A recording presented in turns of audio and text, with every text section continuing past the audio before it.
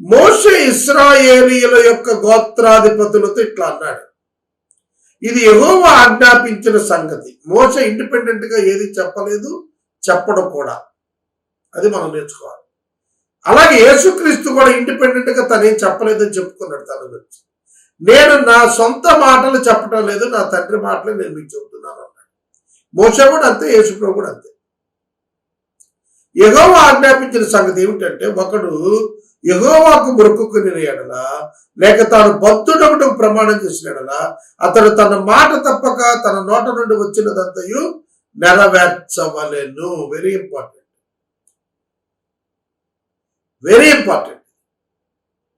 తను మాట ఇస్తే మాట నెరవేర్చాలి. అది దేవుని బిడ్డల ప్రధాన లక్షణం. దాన్ని యథార్థత అంటారు, ఇంటాగ్రిటీ. దేవుడు యథార్థపరుడు, మాట ఇచ్చి నెరవేర్చేవాడు, మాట తప్పేవాడు కాదు, అబద్ధం ఆడేవాడు కాదు. విశ్వాసి అబద్ధం ఆడేవాడుగా, మాట తప్పేవాడుగా ఉండకూడదు. మాట ఇస్తే దానికి దాసుడే, మాటకు దాసుడే. మాట ఇస్తే నెరవేర్చాల్సిందే. కనుక ఎవరైనా మొక్కుబడి చేస్తే తీర్చాల్సిందే. పౌలు రక్షించబడిన తరువాత ఒక మొక్కుబడి తీర్చాడు. కేంక్రియలో తలనీలాలు సమర్పించాడు. అతని శిష్యులు తలనీలాలు సమర్పించారు. ఆ సందర్భంలో ఇది ఎప్పటి మొక్కుబడి? Before he converted. అతడు దేవునికి మొక్కుకున్నప్పుడు కన్వర్ట్ కాక మునుపు మొక్కుకున్న తలనీలాలు అర్పించాడు. వాస్తవంగా న్యూ టెస్టిమెంట్ లో ఏ మొక్కుబడి అవసరం లేదు దేవునితో. కానీ ఓల్డ్ టెస్టిమెంట్ కాన్సెప్ట్ లో తను బిఫోర్ కన్వర్షన్ మొక్కుకున్నాడు కనుక దాన్ని నెరవేర్చాడు. దేవునికి మాట ఇచ్చాడు, నెరవేర్చింది. ఆ విషయంలో వెనకాడద్దు నన్ను.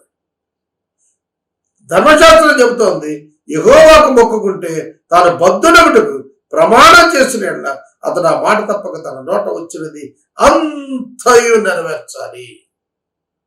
కంప్లీట్ గా ఏదైతే తాను దేవునికి ఎదుట వాగ్దానం చేశాడో అది నెరవేర్చాలి.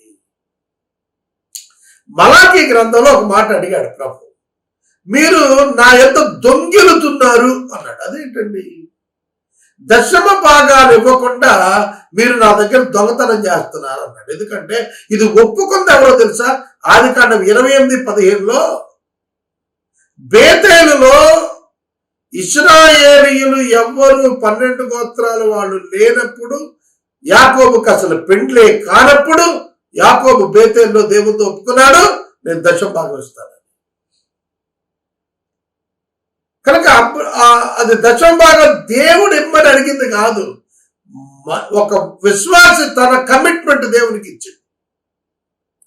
యాకోబు తాను ఇస్తానన్నాడు దశమ భాగం, దేవుడు తనకు దశమ భాగం ఇవ్వని అడగల. Even today, it is your obligation. Giving tithe or more than that from your income, it is up to you and your will. అది నీ ఇష్టం, నీ చిత్తం. కనుక దేవుడు నీ నుంచి ఏమి డిమాండ్ చేయడు. కృతజ్ఞతగా దశమ భాగాన్ని నేను తిరిగి ఇస్తాన్నాడు. అది ఎవరి కారణం చేత అతని సంతానాన్ని అంటున్నాడు, మీరు నా దగ్గర దొంగిలారు.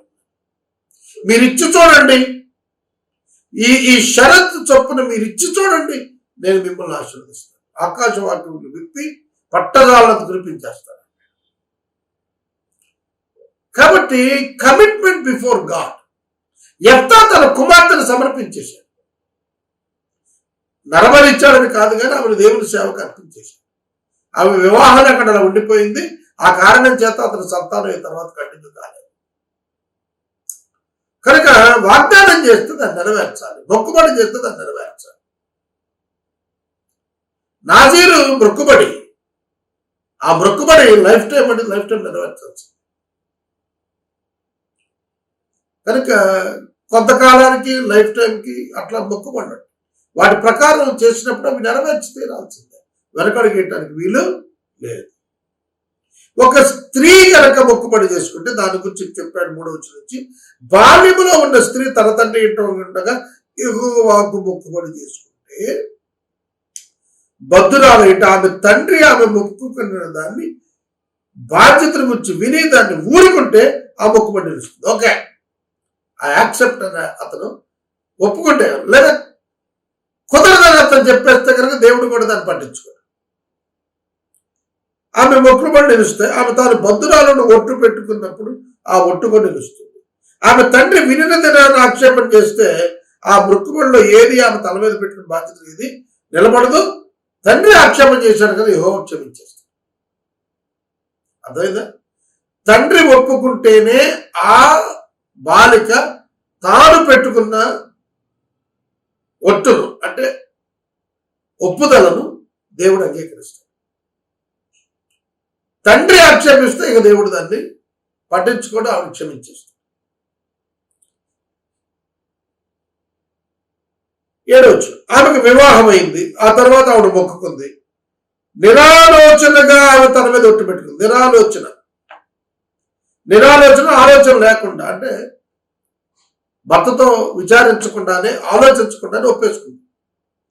ఒట్టు పెట్టుకున్న తర్వాత ఆ భర్త దాన్ని విన్నాడు, ఊరుకున్నాడు. అప్పుడు దేవుడు దాన్ని అంగీకరిస్తాడు, ఆమె దాన్ని తీర్చాలి. అలా కాకుండా ఆక్షేపణ చేశాడు ఆమె నిరాలోచనగా పెట్టుకుంది అని. అప్పుడు ఆ నిరాలోచన చేసుకున్న ఆ మొక్కుబడిని బట్టి రద్దు చేసిన వాడు అవుతాడు. యెహోవా ఆమెను క్షమిస్తాడు. అదవుతుందా? ఈ సన్నివేశం నాకు సంభవించింది. ఒక సహోదరి తన భర్తకు తెలియకుండా ఒక మొక్కుబడి తెచ్చింది. నేను వెంటనే ఈ అధ్యాయమే చెబుతున్నాను ఆ రోజు వాక్యంలో. మేబీ ఇట్ ఈస్ ఇన్ 2005-06 మధ్యలో, 15-16 ఏళ్ళ క్రితం. అప్పుడు బైబిల్ సెకండ్ టైం స్టార్ట్ చేశాను. 2001లో first time chapters without Psalms book complete చేశాను. 2005 ఏప్రిల్ నుంచి మళ్ళా సెకండ్ టైం స్టార్ట్ చేశాను, చాప్టర్ బై చాప్టర్. అప్పుడు జరిగింది సార్. ఆఫీస్కి వచ్చారు, ఒక మొక్కుబడి చెప్పారు, ఇదిగోండి ఈ అమౌంట్ దేవుడికి. నేను అధ్యాయం చెప్పి అప్పుడు చాలా తీవ్రంగా ఈ అధ్యాయం మీద చెప్పాను. భర్తకు తెలియకుండా భార్య కానుక ఇవ్వకూడదు అని చెప్పాను. దేవునికి మొక్కుకోకూడదు, సమర్పించకూడదు వితౌట్ హస్బెండ్స్ నాలెడ్జ్. ఆవిడ ఆశ్చర్యపడ్డారు, అదేమిటి ఇట్లా అన్నాడు, చాలా మంది తీసుకుంటారు కదా, ఇది ఎందుకు తీసుకోవట్లేదు అని. అది తన భర్తతో వారు షేర్ చేసుకున్నప్పుడు ఆయన ఎంతో సంతోషపడ్డాడు. మంచి సేవకుడు అతను. నువ్వు నాకు చెప్పకుండా, I honour you, it is your free will, నేను కాదన్ను, కానీ ఆయన అలా అన్నాడు కనుక ఐఎమ్ సో హ్యాపీ. ఇన్స్టాల్మెంట్స్గా ఆ అమౌంట్ నువ్వు ఇచ్చేసేయని చెప్పాడు. ఆ తర్వాత ఆ అక్క నాకు ఇన్స్టాల్మెంట్స్లో ఆ అమౌంట్ పే చేశాడు. ఆమె భర్త నా పరిచయం పట్ల ఎంతో నమ్మకత్వాన్ని తర్వాత కనపరిచాడు. భార్య భర్తలు సమ్మతించకుండా ఒప్పుకోవటం, మొక్కుకోవటం వేదస్. God will never accept.